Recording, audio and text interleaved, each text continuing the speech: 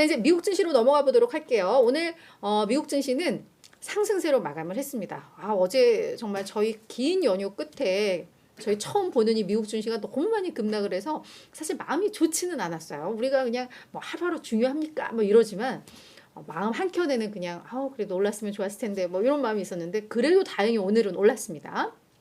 다우지수 0.4% 상승을 했는데 확실히 다우지수가 장중 변동성이 좀 있었어요. 뭐 S&P 500과 나스닥 지수는 각각 0.8, 1.4% 오르면서 그래도 꾸준히 상승 흐름을 이어갔었어요. 개장 초부터. 근데 다우존스는 올랐다 떨어졌다 올랐다 떨어졌다 하다가 결국은 상승폭도 가장 둔화된 흐름들이 나오고 있습니다. 아무래도 뭐 200일 이동평균선도 밑돌고 있고 이제 올해 상승했던 분도 다 반납하고 하면서 다우지수는 약간 그렇게 좀 방향성을 잡아가는 뭐 그런 흐름인 것 같아요. 그래서 오늘 이렇게 상승한 이유, 지금 시장의 뭐 가장 큰 뭐 키워드라고 한다면 고금리 장기화 우려겠죠. 그래서 이 고금리에 대한 지금 증시의 민감도가 상당히 높아져 있는 그런 상황입니다.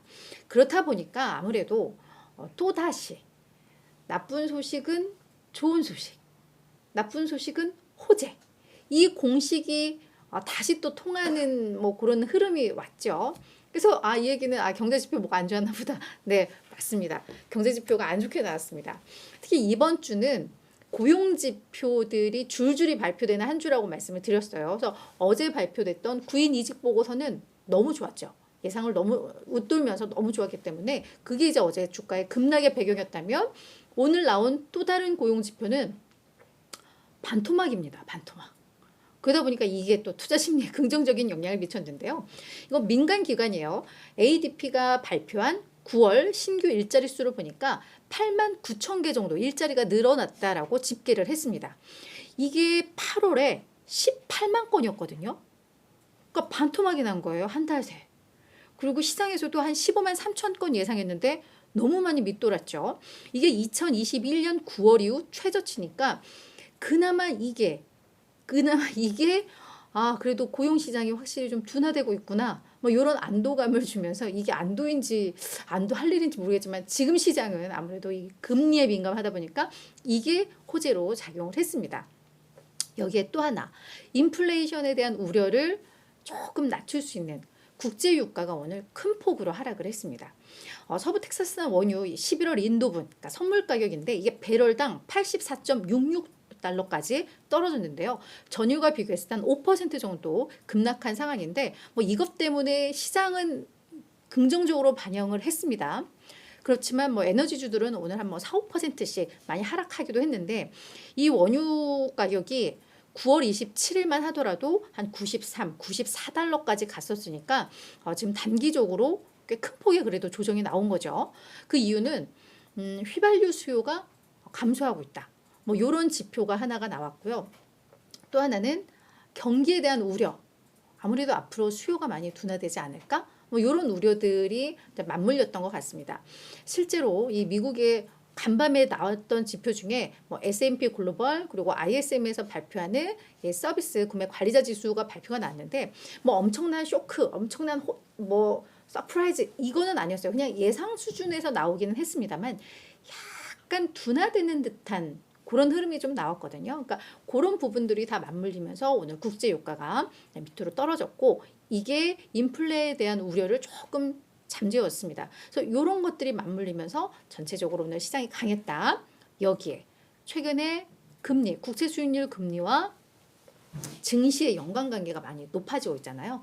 그러니까 국채 수익률이 올라가면 증시는 떨어지고 수익률이 떨어지면 증시는 올라가고 그 흐름이 또 나왔다고 보시면 될 것 같은데 10년물 국채 수익률이 어제 우리 4.8 이제 터치했다, 돌파했다라고 했잖아요.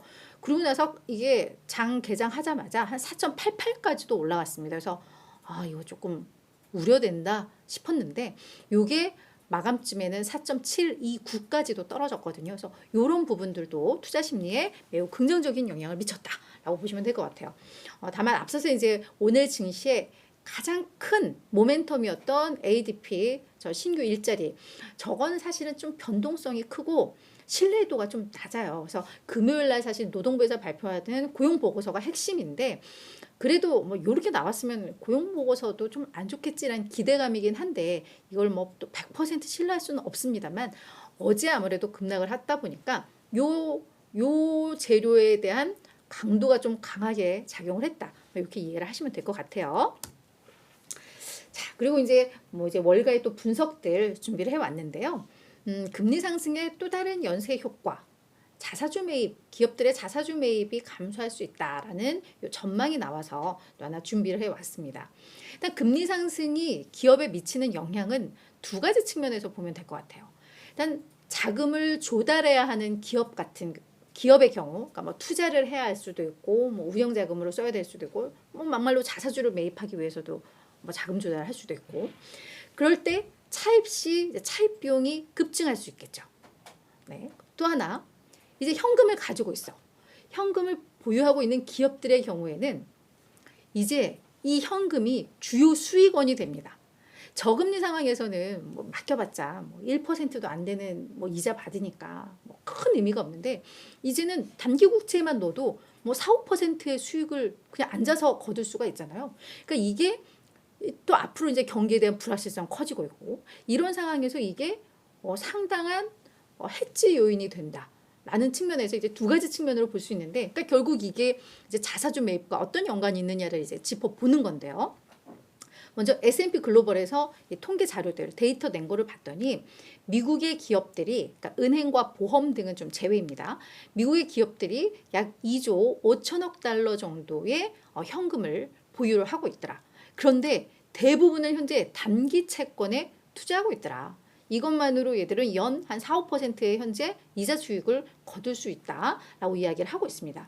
근데 앞서서 이야기했듯이 이게 이제 또 다른 수익원이 되니까 자사주 매입이 조금 소극적으로 되는 거예요. 실제 봤더니 자사주 매입 1분기에는 2,155억 달러를 샀었는데 2분기에는 1,749억 달러로 쪼그라들었다고 합니다. 19%나 감소를 했다고 해요. 그러니까 이게 지금 이런 것과 맞물려 있다라고 해석들을 하는 거죠. 그러면서 맵 시그널즈, 이 회사는 이제 리서치 회사인데 이 회사의 알렉 영 수석 투자 전략가는 거시적 상황이 악화되는 상황에서 이제 기업들은 현금 유보를 통해 대응할 거고 이게 이제 주요한 해지 수단으로 역할을 할 수 있다. 그래서 이제 자사주 매입은 이제 감소할 수 있다라고 언급을 하고 있습니다. 그러니까 증시 전반적으로는 반갑지는 않은 내용이기도 해요. 하지만 여기서 또 다른 투자의 팁은 그래서 현금을 많이 보유하고 있는 기업, 이런 기업은 좀 볼 필요가 있다. 이런 불확실성 속에서도 뭔가 해지할 수단이 있다는 점에서 주목할 만하다. 자사주 매입은 줄지언정 또 다른 투자 팁은 이 현금을 많이 보유하고 있는 기업은 봐야 된다라고 언급을 하고 있는데 그 현금 왕으로 꼽힌 기업들이요. 우리 다 아는 기업들, 빅테크 기업들입니다. 애플, 알파벳, 마이크로소프트 이들은 뭐 1,200억 달러부터 1,660억 달러 이르기까지 엄청난 현금들을 가지고 있고요. 그 다음에 엑슨모빌, 아마존, 그 다음에 이제 뭐 메타, 쉐브론 이렇게 이어지는데 요들 기업들은 아무리 뭐 경제가 안 좋고 시장이 꺾여도 사실 견딜 수 있다라는 또 하나의 팁을 제공을 하고 있습니다. 그래서 이런 것들 참고로 하시면 좋을 것 같아요. 그리고 또 하나 이슈는 뭐 어제부터 되게 시끌시끌해요. 그래서 이게 정치권 이슈이기 때문에 이거를 다뤄야 되나 말아야 되나 고민은 했는데 월가에서도 이 케빈 메카시 하원 의장 해임과 관련해서 이게 그럼 시장에는 과연 어떤 영향을 미칠까 이런 분석들을 좀 했더라고요. 그래서 그래서 이걸 또 준비를 해왔는데 우리 케빈 메카시 하원 의장 사실 미국 정부의 폐쇄, 셧다운을 막았던 큰 주역이 사실 케빈 메카시 의원입니다. 그러니까 이분은 어떤 뭐 지금 공화당 소속이지만 공화당의 입장을 대변하지는 않고 정말 이 나라를 위해서 자기는 결정을 했다라고 하면서 그래서 이제 임시 예산안을 올렸고 그게 사실은 뭐 민주당의 적극적인 지지를 받으면서 통과가 됐었죠. 그러다 보니까 이 공화당 내 그 강경파 케빈 메카시가 처음 선출될 때부터 계속 발목 잡았던 이들 강경파 요 8명 요 사람들이 또 케빈 메카시의 발목을 잡았습니다. 이번 임시 예산안 통과에 반발을 해서 해임 결의안을 올렸습니다. 그러면서 실제로 해임이 돼버렸어요. 왜? 민주당 입장에서는 야, 이거 지금 공화당 출신의 하원 의장인데 해임을 하겠대. 그것도 공화당에서 올렸어. 그러면 해임이 되면 우리 나중에 또 선출 과정에서 이 민주당에서 나올 수도 있잖아. 그러니까 100%다 이 해임안에 찬성한 겁니다. 그러면 당연히 공화당에서는 반대를 해야 되는데 이 강경파 8명이 같이 찬성을 한 거죠. 자기들이 뭐 당연히 결의를 했으니까, 올렸으니까. 그러다 보니까 이제 찬성 216표, 반대 210표로 해임이 됐고, 이것은 미국의 의회 역사상 그러니까 230여 년 만에 처음 있는 일이라고 합니다. 하원 의장을 그냥 중간에 해임시켜 버리는 게. 그래서 정치적으로 이런 이슈가 지금 미국에서는 벌어지고 있고요. 그에 대해서 이제 시장의 영향 어떨까 고민들 많이 하고 있는데, 골드만삭스의 얀 하치우스 수석 이코노미스트는 뭐라고 이야기를 하냐면, 당장 이거는 사실 정치권은 앞으로 막 정말 또 폭풍에 휘말릴 수 있겠지만 당장 시장에 미치는 영향은 제한적일 것 같다. 다만 이게 그때그때 이슈에 따라서 이제 변동성을 확대시키는 요인으로는 작용할 수 있다라고 이야기를 하면서, 지금과 같은 뭐 조건, 동일 조건이라고 가정을 했을 때 그럼 결국 임시 예산안이 끝나는 이게 11월 17일 날 만료되는데 그 이후에 정부 폐쇄 가능성은 높아졌다. 그나마 민주당과 공화당 사이에서 잘 그래도 이렇게 협상안을 만들고 했던 케빈 메카시가 해임이 됐기 때문에 결국은 서로 팽팽하게 맞서다가 이제 정부 폐쇄까지도 갈 수 있다. 라는 이제 그런 전망을 좀 내놓았습니다. 그렇게 되면 이건 또 시장에 큰 영향을 미칠 수가 있겠고요. 도이치뱅크의 스콧 도이쇼 애널리스트는 이제 조금 더 이제 구체적으로 이야기를 하고 있는데, 결국 이것은 이제 불확실성의 문제다.